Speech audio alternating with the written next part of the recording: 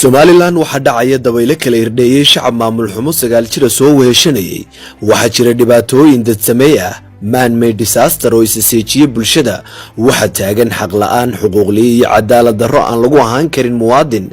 Somaliland waxa sii xoogaysanaya dhaqdhaqaaqyo iyo kulamo darafka dacalka alowsan kuwaas oo bulshadu wax iskaga weydiinayso su'aalaha ay ka mid yihiin Somaliland maxaynu u samaysanay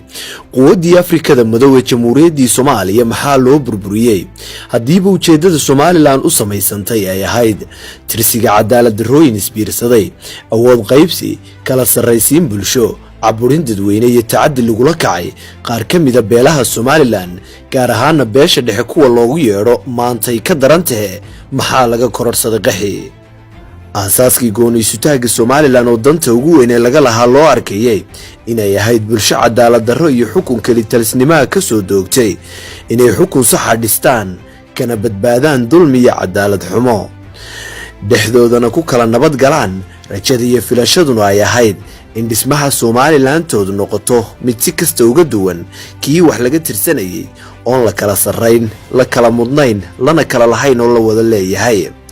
isweydiintuse waxay tahay nidaamkii Somaliland loo bixiyay ma noqday mid cadaalad ku dhisan dulmigii dagaal ma lala galay ma lagu kala nabad galay ummadiisa cadaalad ma lagu dhaqay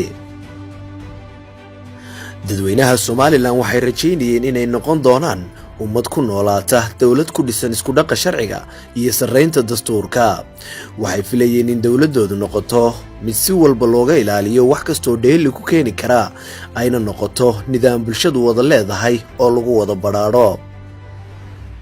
hayeeshee dhammaan aragtiyahaasi waxay noqdeen filashooyin saqiiray rajooyin bariiqday riyooyin la lumiyay waxaana dalow laga tuuray dhammaanba heshiisyadii bulsho waxaana nidaamkii la wada yeelan lahaa uu noqday mid laasim qaraabo kiil caburin beela gaar loo faquuqo Somaliland la kala sheegto qayb bulshada kamid ah oo shisheeye loo arko Somaliland nimadiina waxay isugu biyashubatay ugu dambeyn mid beelaysan dadka ayaa loo kala qaybiyay isirku Somaliland xuduudku Somaliland dulmiku Somaliland damacu Somaliland iyo halganku Somaliland isagu u haysta dadkii deegaantuba inay tahay hanti uu dagaal ku furtay oon cidiba ku haysan Somaliland waxa gibi ahaanba si warma qabtaa looga baxay ahdi qarameedkii 1991 burco lagu gaadhay ma jiro dastuur lagu dhaqma ciidamada booliska iyo kuwa militariga waxa loo isticmaalaa caburinta cid ka soo horjeeda nidaamka iyo cid kasto saluug ka muujisa jihada aan sumada lahayn ee loo socdo dhinaca mashaariicda waxa iska leh cid ay sir ahaan ama arrin ahaan ugu tiirsan doonista xukuumadda mashaariicda waaweyn ay ka mid yihiin qandaraasyada iyo deeqaha iska daa in laga martigeliyo bulshada labada darafe kama qayb aha manaafacaadsigooda siiba gobolada barigu bixinta qandaraasyada dawladda tartan loo galaa ma jirto oo waxa lagu bixiyaa sadbursi wasto xigtaysi qof jeclaysi iyo qol madow oo bilaa makhraati ah warbaahintu waa mid gabtay kaalinteedii oo si dadban iyo si toos ahba u afduuban ma jirto waayaha kala duwan ee shacabka ku habsaday warbaahin ka hadli karta waana sababta shacabku u yihiin bulsho garbaduub u xidhan dulmigu ma laha cid iyo meel looga dacwoodo shaqada saxaafadu haysaana waxay ku kooban tahay gudbinta fariimaha madaxda iyo dadka wax haysta xabsiyada iyo saldhigyada boolisku waa bogcado cadaabeed tacadiyada ka dhacaana maaha kuwa cid wax iska weydiin karto qof dilay iyo tuug wax soo xaday kolka laga yimaado maxaabiista goobahaas ku xidhani waa kuwa u xidhan rabitaan shakhsi oo kaliya aragti gaar ah cabir fikir masabid iyo hafriyo culimada u gaara ayaa qayb ka taasoo lagu raali gelinaya ajaanibta waxaana dhacda muwaadiniin in lagu sheego waxaanay ahayn shisheeyahana dhaqaale lagaga qaato taasoo marka dambe ay adag tahay in xataa madaxweynuhu fardaamiyo bulshadu ma koraan manaahiijta waxbarashaduna waa kuwa kobaca bulshada ka dhana oo aan ka turjumaynin baahiyaha dadka iyo deegaanta ilaha dhaqaaluhu cid gaar ah ayay u xiran yihiin ganacsiga oo sida dastuurku dhigayo ahayd inuu ku salaysnaado suuqa xorta wax kale ha joogtay xanjada iyo masaabiirta wax lagu dhiso cid bay kooto ugu xiran tahay Somaliland isku dul noolaanshaha iyo xaaladaha dadan ee ka jira kolka laga yimaado in beelaha darafyadu Somaliland kaga mid ahaadaan xuduudihii ay kala samaysteen gumaystayaashii reer Yurub ma jirto wax uga sii hooseeya hase yeeshee waxa u gooni ah dib u dhac iyo qatanaan wixii la wada yeelan lahaa waxaa xusid mudan in siyaasiyiinta ka soo jeeda gobollada sool sanaag iyo awdal ee xilalka lagu aaminay aan loo eegin misaami qaybsi qaran iyo xulashada inay yihiin shakhsiyaadkii matali lahaa mujtamaca gobolladaasi ka soo jeeda, balse waxaa xusid mudan halbeegga ugu sarreeya ee lagu xushaa inay tahay xidid la'aanshaha Hargeysa. wasiirada, saraakiisha ciidan, agaasimayaasha ama siyaasiga ka soo jeeda sool sanaag iyo awdal ee xaaskiisu Hargeysa ka soo jeeda waxa uu ka fursad wanaagsan yahay siyaasiga deegaankiisa ee haysta kalsoonida iyo rabitaanka shacabka. mas-uuliyiinta xilka xididnimada ku haya oo darajo kasta lehna waxaa ka mid ah wasiir faratoonka arrimaha dibadda loo dhiibay,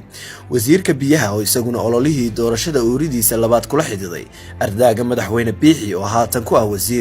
wasiirka beeraha oo isna dhigta adag ee uu ka laalaada ay tahay minyaradiisa oo ka dambeysay ku biiristiisii kulmiye. gudoomiyaha golaha wakiilada ayaa isna xilihiisa oo Hargeysa u dhalatay ay tahay dhigdhexada adag ee mas-uuliyadda uu hayo inuu qabto dhaqaale badan loogu bixiyey. mas-uuliyiinta xilka Somaliland oo inta ku koobnayn waa kuwa sababta u ah sinaan la'aanta gobollada Somaliland ee dhanka horumarka iyo waxqabadkii dawladeed. shaqaalaha dawladda Somaliland oo ka kooban 15,000 oo qof, gobolka Sool oo loo geeyay Sanaag, Salal oo awdal lagu daray ma dhamma 800 oo qof. tirada ka soo jeeda siiba gobollada Sool iyo bariga Sanaag ayaan tirada shaqaalaha ee ka soo jeeda aanay dhammayn 200 oo qof, halka Hargeysa tirada shaqaalaha ka soo jeeda ay tahay inta la hubo 9,270 qof, taas oo 8,000 oo ka mid ah ay hal xaafad ka soo wada shaqo tagaan.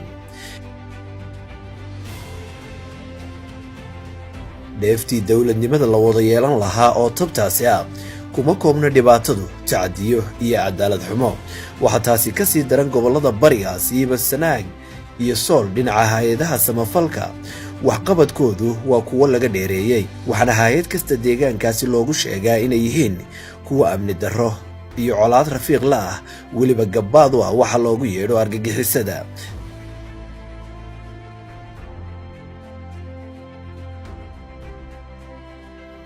dib u dhacaya kala sarreysiinta bulshada waxa qayb ka ah siyaasadda u badan all schoolka ee garwadeenka iyo nidaamka meesha ka jira ay u arkaan in bulshada la hayn karo kulka la gaajaysiiyo, shay kastoo nololeedna hal meel la isugu geeyo. aqlabiyadda shacbiga Somaliland waqtigan isirka iyo hayb ku ahaanshaha Soomaalinaanimadu iska daa bulshada darafyada jiida dhexe shacabka ku nool waa kuwo quluubtooda ay ka idlaatay.